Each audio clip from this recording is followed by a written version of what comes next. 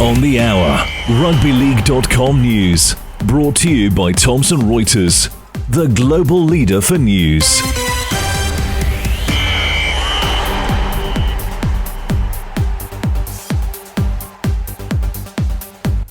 Coming up, Benny's Bunnies beat the Broncos with a second-half comeback inspired by Latrell Mitchell. Newcastle Knights collapse as the Gold Coast snap a 5-game losing streak.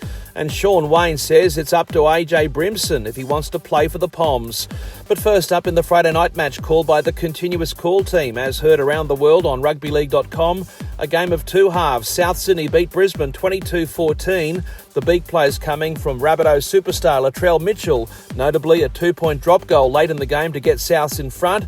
And for the record, the kick was launched almost from halfway and then followed up by a Mitchell try, which he converted. At the break, at Accor Stadium, Brisbane led 14-0 before Savila Havili started the comeback for Souths with a try out of dummy half early in the second stanza.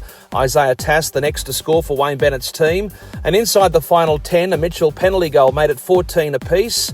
And then came that match-winning drop goal, and right at the death, Mitchell scored a try, and for good measure, he also converted to complete a stunning comeback. Repeating those numbers, Souths down by 14 at half-time, then 22 unanswered points from the Bunnies in that second half. The crowd, 13,747. That included the Prime Minister, who was there, of course, to cheer on his beloved Rabbitohs, less than a week after he had his own victory, getting back to the Lodge.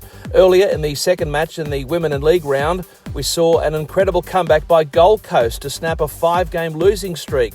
They beat Newcastle in Newcastle 24-20 after being down 20-0 at one stage and then 20-6 at half-time.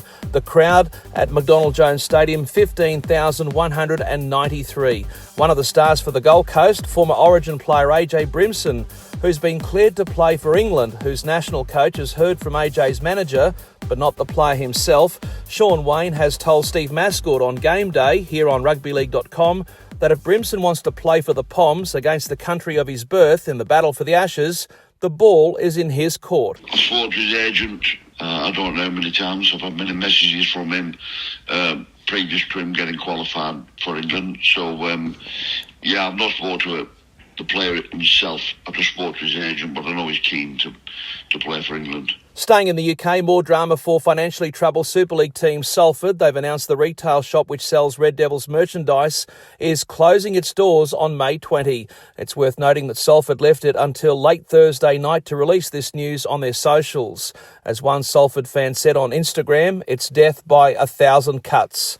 Across the Pennines, Chris Chester has become Director of Rugby at Castleford, which means Danny Wilson is the new Chief Executive Officer. In the run-up to the Challenge Cup semi-final between Hull KR and Catalan Dragons, double trouble for the Dragons, according to Catalan media. Sam Tompkins forced back to Perpignan with a knee infection, and there are major doubts over the fitness of Ben Garcia, who has a groin problem. I'm Jason Costigan, and that's the latest in news on rugbyleague.com.